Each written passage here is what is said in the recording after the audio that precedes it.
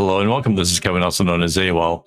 And today we're working on a pattern that is very loosely based on pattern number 5921 on friendshipbracelets.net. And when I say very loosely, I really mean it. There's only a small bit of it here and there in the whole overall scheme of things. And that is the little diamond repetitiveness that runs down the middle. Mind you, that was a 3-color bracelet. We've turned it into 6. We've also changed it up so that way the colors kind of cycle through in a way. It starts out with the cold colors, moves into the warm colors, and then puts a small diamond of cold colors right in the center of the bracelet, which really, the hot colors really seem to be kind of more dominant. Only because the purple we chose is kind of leans a little bit more into the shade of red. It's kind of like a plum. And so there's like a more of a reddish color to it, which kind of makes the center a little bit brighter than if it was just a straight out purple, which I really love. I like the way it turned out. I like the colors chosen. Speaking of colors, these were left over from other projects. So as you know, if you've been around here long enough, you'll know that I cut my string into thirds. Quite often, I use 2 of those 3 pieces at a time to make a bracelet, which leaves 1 strand left that I put aside for future projects in case they're needed. And every once in a while, there'll be like 2 strands of the same color that I get to use in a project like this. And that's kind of what helped choose the colors for this one. Was I was looking for stuff that I already had. Like when it's individual, that's fine. If I'm doing like a single stranded thinner bracelet, then I can go for those. Typically those have to be done with at least an 8 string for the kumi part, which would be 16 strings coming down. But that works out fine for those. But whenever there's enough string left over that you can pair it together and turn it into something else, you can end up with something like this. So that worked out really well in my favor. It gave me a chance to use up some leftover stuff. And the colors really go well together. I really like this one a lot. Been kind of playing around with these rainbows here over the course of this month and the various projects we've been doing, back to some really bold colors, and I really like it.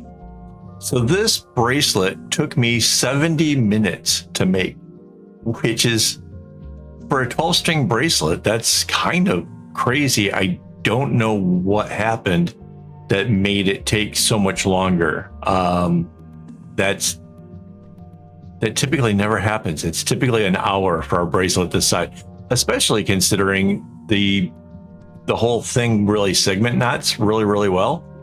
So I'm not sure kind of what, there was distractions. I was watching videos and I had my video game on my phone that needs occasional attention. But yeah, this took a lot longer than normal, and I have no excuse for it. I can't figure out why it would have taken so much more time to make. But I don't know. At the end of the day, it still looks great. It was fun to make. Definitely recommend this pattern. I think it would be kind of interesting to see it double wide, just because I'm a little curious. Like, I think the outer diamond, I'm not sure if that would, where it's like the single knot, if that would turn into the same 4 square that the other one has. I think it would, in which case there's a possibility of it looking kind of really intensely cool. Like that might really be a neat design. But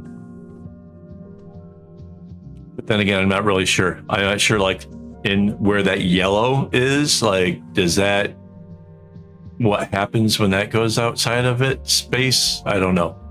Like sometimes I can picture it in my mind, like if I've done similar patterns or whatever, but I haven't really done anything like this one before. This was a little bit different. So here we are working on the center, which reminds me that I need to thank my YouTube members for making all this possible.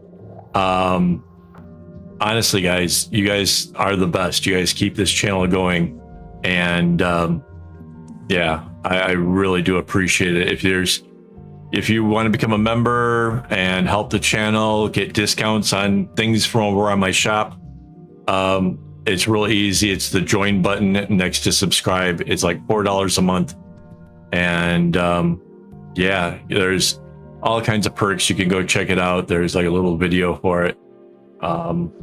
Yeah, let me know if that's what you want to do. Like, well, just do it, and then we'll figure out what name to put in the credits. So,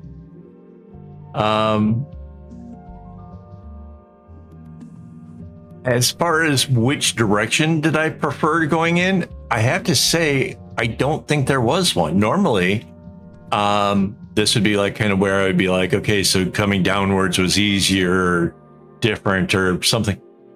Both ways, kind of the same sort of thing. Like there's, I don't know, it sort of does the same thing. Like there's no big difference. You still have to do the outside bit to get the little diamond in the center and then build out the outsides again, do the diamond in the center. It really kind of seemed the same. The only real difference would be the chevrons, the bigger parts where it changes out the colors. And for that, I'm comfortable either direction. So there was no real big difference. So I guess this makes this a real rounded intermediate bracelet. There's a lot of zigzags. There's a lot of stuff that could kind of get sloppy if you're not really good with your tension, which that's when I imagine beginners. Beginners are people who haven't really mastered the knots that go left, right, or right, left, and haven't got the tension down to keep it consistent when there's a lot of change ups. So not beginner friendly here. And definitely a little challenging, a little bit, you know, it's not the easiest pattern.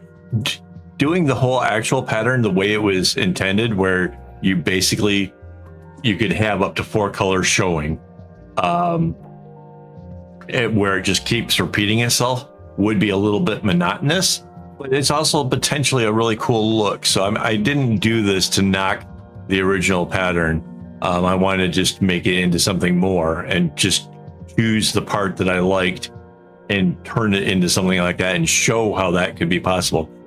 But the original pattern was pretty neat. If you did that with some like real basic, like, I don't know, earth colors or a grayscale, that kind of thing, I think it would look really fun. Like that would be a real, I gotta imagine, like when I think of bracelets like that, I think of like tourism and stuff.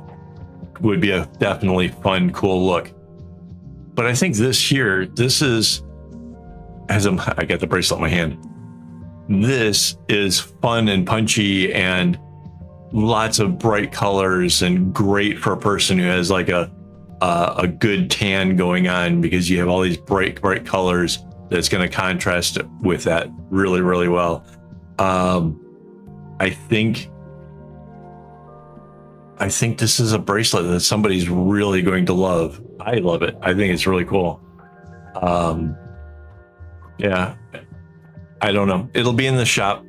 All my bracelets end up in the shop with very few exceptions.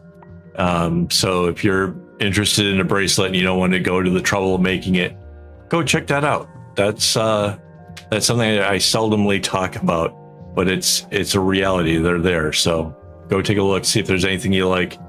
You want something big, it probably pays off to become a member for a while. Get the discount code, save some money, get yourself something cool. I got some cool bags and stuff over there.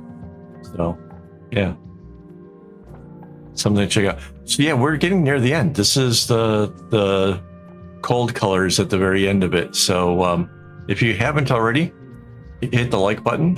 Thanks for watching. And as always, don't get your strings in a bunch.